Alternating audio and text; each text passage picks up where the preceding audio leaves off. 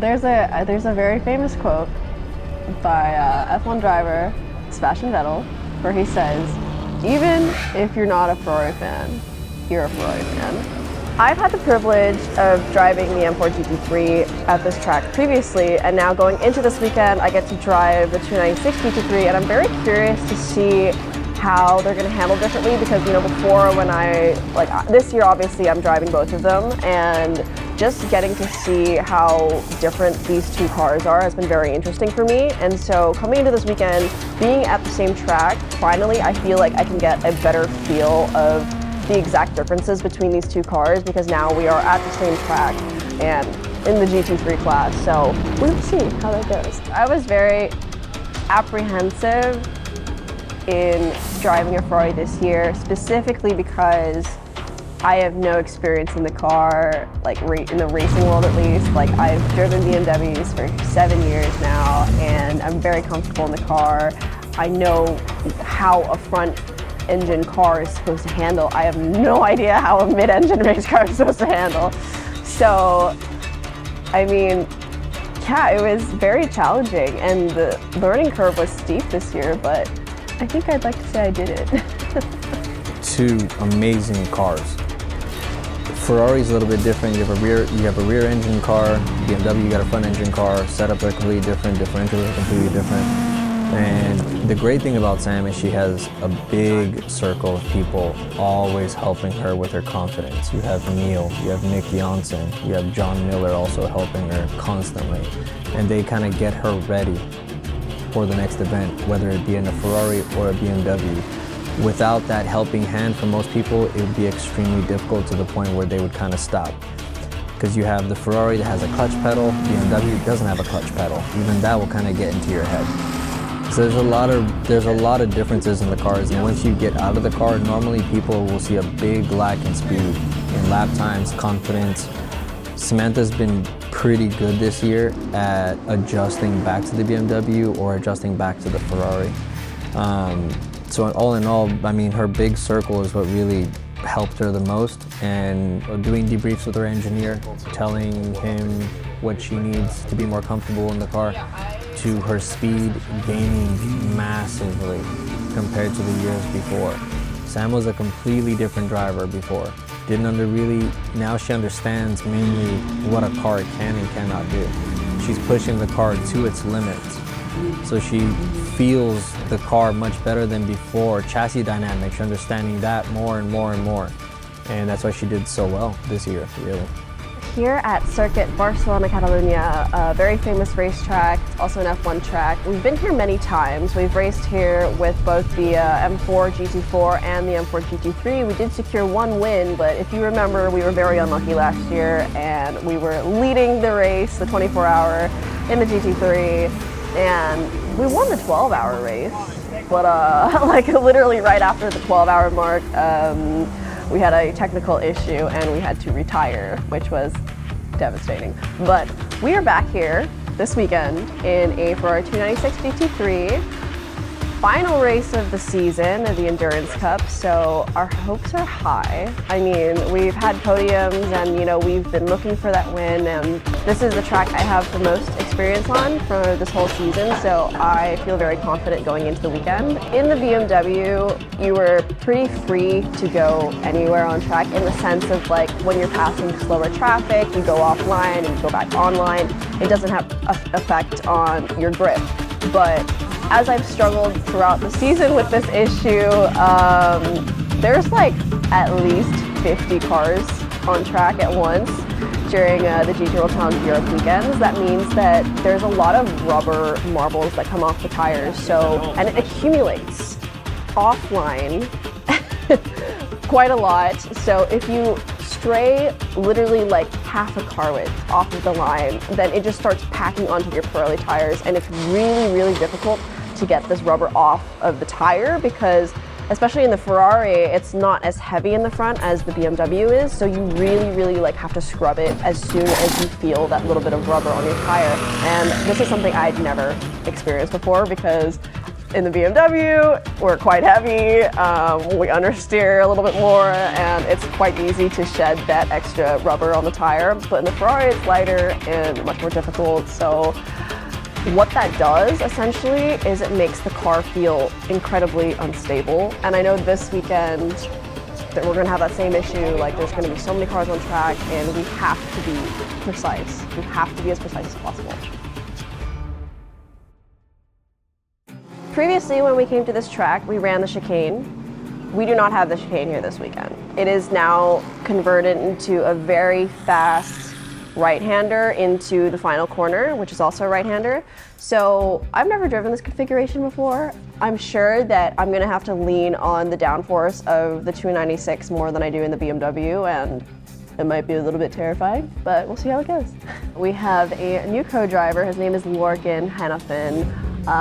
We actually drove together at the first test at Circuit Barcelona-Catalonia earlier this year when we were in the 48 GT3, but he has rejoined us for Barcelona because Jon is busy as hell with Indy prep, and salute to him for taking care of that, because I cannot. But we were joined by Lorcan. He's run a full season in ELMS this year in a Ferrari, so we're very much looking forward to leveraging his experience in that car and working together this weekend. We had a grid. Oh my god, I did start the race. Oh my god, it was chaotic.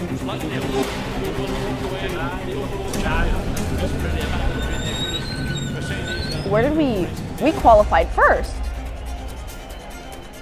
So we qualified on pole, baby, finally. It happened, and once again they gave me the opportunity to start the race.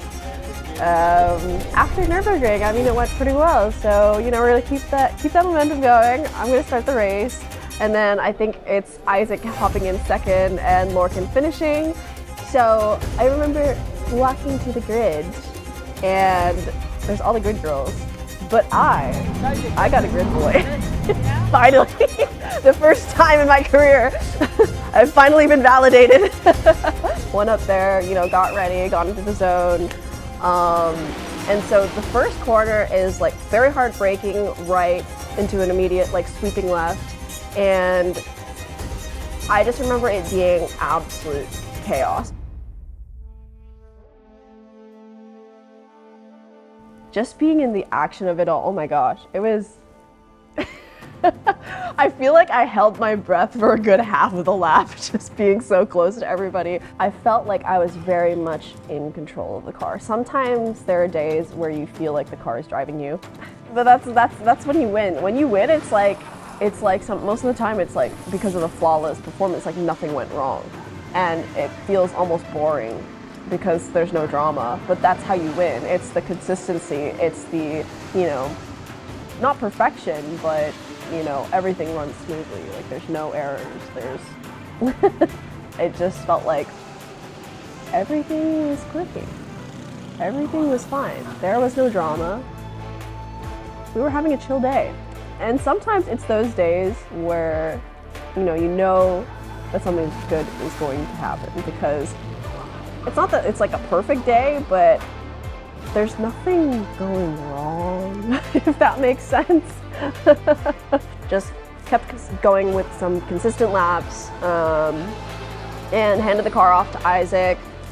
I think we were, I don't know what position we were in when I handed him off, but I mean, we had a great pit stop, the guys killed it, and we ran a race, and we finally won, guys. By finishing first, that means we've won our very first GT World Challenge Championship title. We finished third in the Pro-Am class in the Endurance Cup, which is a huge milestone, especially in our first season here, for a full season. It's pretty special. It's pretty special. Oh my gosh, like what a great way to end the season. And we knew we had to win if we wanted to stay in contention for second place in the championship. We knew going into this race we could not win the championship because the other guys already clinched it, but we were very close to second place. We won, so we got all those points. Unfortunately, the Lambo finished third, so we missed second in the championship by like this little bit. Indianapolis is It's like the mecca of the United States racing world as far as tracks. It has so much history enriched in IndyCar and sports car racing, where now even IMSA is going back to IndyCar, which they used to do back in the day, and now that's come back. Indianapolis is a beautiful facility. Now Roger Penske owns it, and he spared no expense in revamping it, and it's just an amazing place. And it's an amazing part of history just to be there. Having the DNF from Sebring hurt us poorly, but so for example, if we took our 2 finishes at Sebring how they stood, we would have been in 3rd place. But because of what happened at the Sebring weekend, we were knocked back to 4th. The possibility of us getting 3rd was highly unlikely, even if the race went 100% our way. It really wasn't obtainable. I feel like at Indy, there was a little bit more pressure because the IGTC was there, so it was all the like top European teams that, you know, granted we have raced against in Europe, but now they were here in America racing against us again. Most of our races for the rest of the year, they're all 90 minutes. Now we've got a true test with pit stop strategy. We've added a 3rd driver into the mix for the longer distance race. And yeah, this is a chance to really kind of show what the team can do with more strategy elements in and a longer race to play. We've got double points on the line. It's part of the IGTC championship, which is a separate championship from GT World Challenge America. It's an international championship, all endurance races. It's essentially a manufacturer's championship. But anyway, we were scoring points for BMW that weekend as well. And we're really looking to rebound strongly from what happened at Sebring with the disqualification and the loss of points there.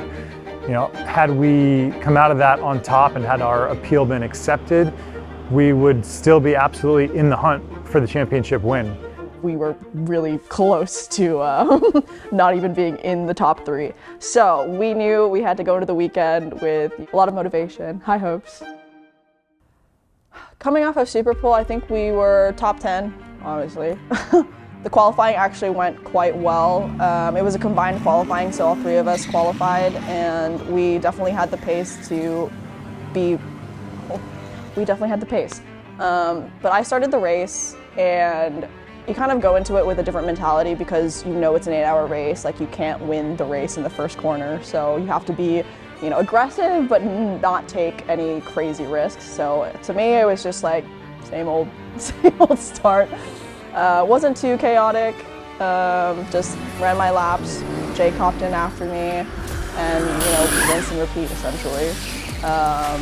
There were a few penalties that we got over the course of the race that I think were a little bit silly. And then obviously the fuel rig issue. Our fuel rig broke nearing the end of the race, and so it wasn't filling the right amount of fuel in the car, and essentially that meant that some of the stint times were skewed, and Neil ended up being in the car over the maximum time that he was allowed to be. I think he was in the car for like 2.5 hours at some point. So overall, like, we would have finished 3rd if we didn't get the penalty at the end, but because of the fuel rig, we finished 6th, which also meant that we were not in the championship. I guess we weren't in the championship finals, or we weren't championship finalists. So overall, I think we were still able to show that we were very competitive, like we deserved to be there, we had the pace, but I don't think the results showed the work that we put into for the weekend. Yeah, it was just unfortunate that we ran into that, you know, mechanical issue, but overall I think we did the best that we could have, and we should be very proud of that. When the deadman valve's not venting completely, the fuel's not flowing as fast as it should be. You know, when the fuel flows in, you need to have air flowing out the other way. And when the valve doesn't open all the way, the air doesn't flow as quickly, so the fuel can't flow in as quickly. And from the outside, you can't see that. You know, you've got the deadman valve operator just holds the valve as far open as he can. And there's a number of reasons in the moment why we could have had this fuel flow issue, but we weren't able to figure out exactly what it was until we took the whole fuel rig apart and figured out that's what it was. So pretty minor deal, easy to fix, but in the moment it wasn't something that we could wrap our heads around and fix. between pit stops, effectively. We just didn't have enough time to diagnose it. So that's effectively what happened, which was really frustrating that we lost that time on pit lane right at the end of the race.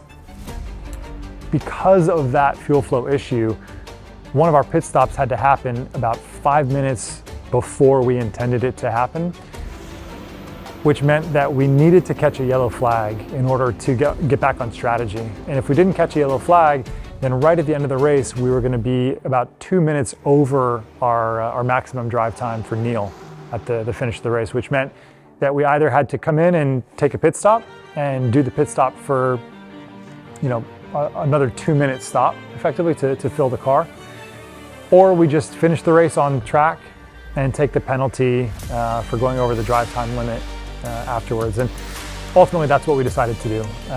On track, we finished high enough to be P3 in the championship, but we knew that the penalty was coming. And so with the penalty, we lost 2 positions on the final results, which knocked us down enough points to miss out on the championship podium by 1 point. Which side do you want my little face square to be? You want it to be on the left side or the right side? It doesn't matter.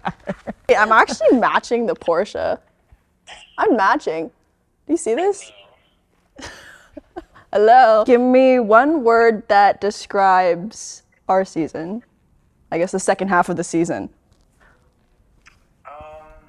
One word.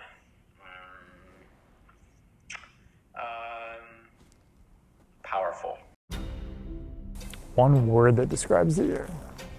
One more that describes the year. Huh.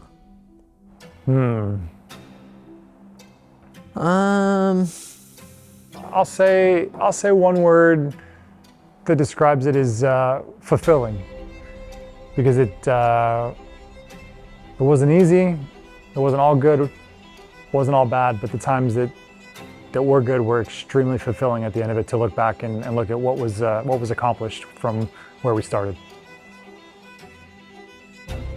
The whole year for me was a little bit different this year than other years because I've never worked on a BMW, ever. I've always been a Porsche and Ferrari guy. So that was a little bit of a struggle for a couple weeks, just trying to learn the car and, obviously find out who I talk to at BMW and who I don't talk to, and parts people and everyone that is involved in the huge pot of stew. But I know this year, compared to any year that I've seen Sam race, was completely different. This year was very crucial in my development as a driver. It was the first year that I've been able to run a full GT3 season, and actually 2 full GT3 seasons. Last year was my first year in a GT3 car, and we only did essentially half the season. So it wasn't that much seat time. This year was, jumping between 2 different chassis, having to learn a completely different car, different championships, all these different situations, and essentially all that seat time was very crucial for me in helping me progress towards that goal. Out the gate, she was the top car in quality, never achieved by a BMW. That was a huge achievement. Surely it was followed by disaster, but the team collectively, we showed to progress every single race. You didn't see us go down. We were always the top 5 car on track, which, in the GT3 for her opening year in a full season, you can't be mad with that, and you can't ask for more.